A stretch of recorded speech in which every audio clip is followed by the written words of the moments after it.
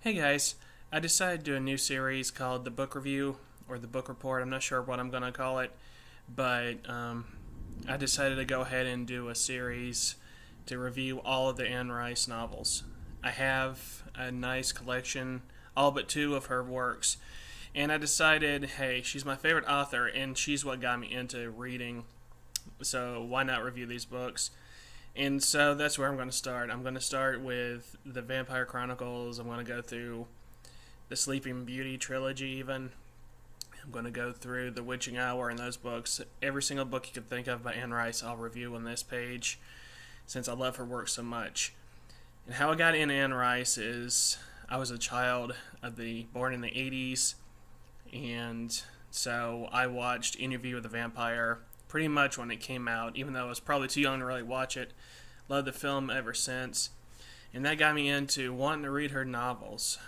And I was never really a big reader, but there's something about her work that it just really speaks to me.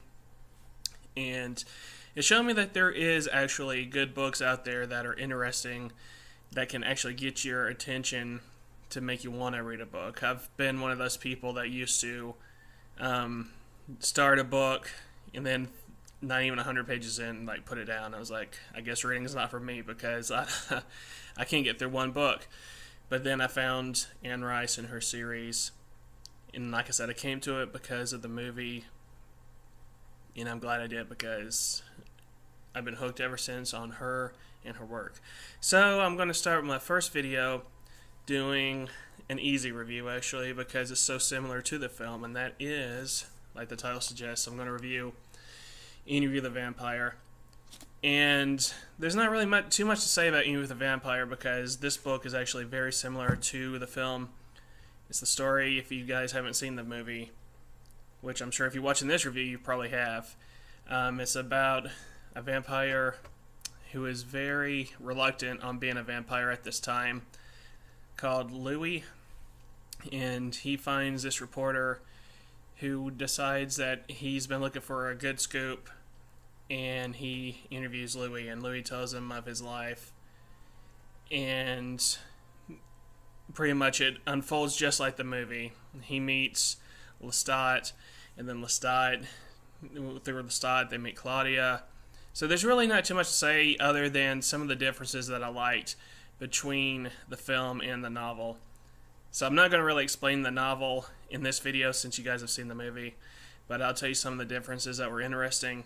One of the big differences is that when the thing that wasn't explored in the film is while Louis was a young vampire, he fell, I guess it's not really in love, but infatuated or interested in this girl named Babette, in who he took under his wing by giving her advice and told her to become a plantation owner and to take over the plantation, and she did.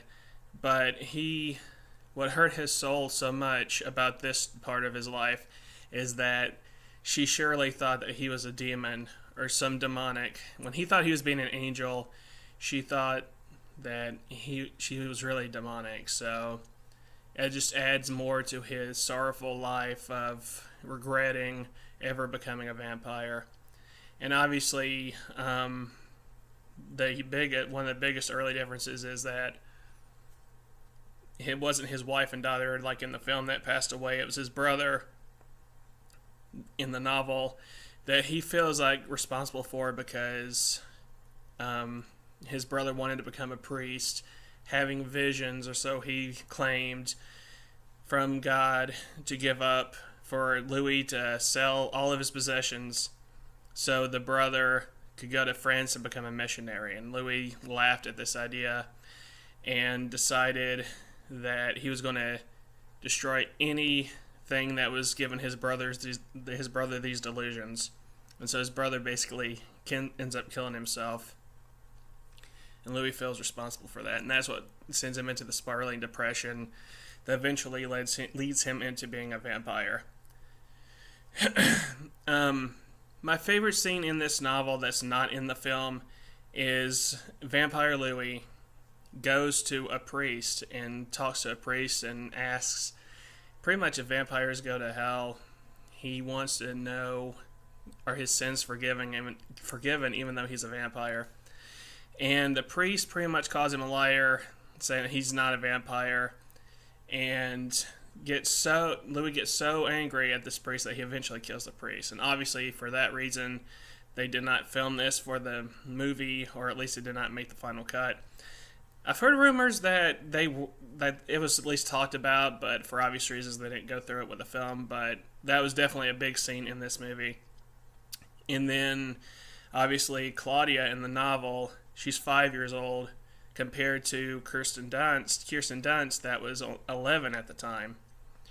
So, it adds a new spin to the story and makes Claudia more innocent, while more deceptive, you could say, I guess, because having this 200-year-old vampire eventually, or however old she gets, inside this body of a 5-year-old.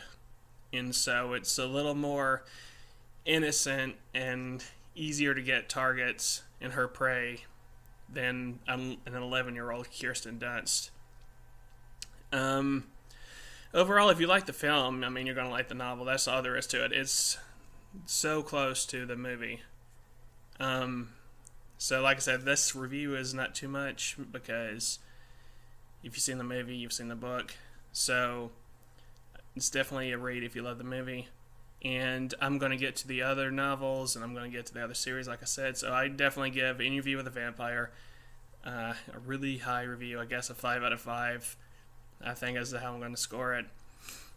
And I'll talk to you guys later. Bye.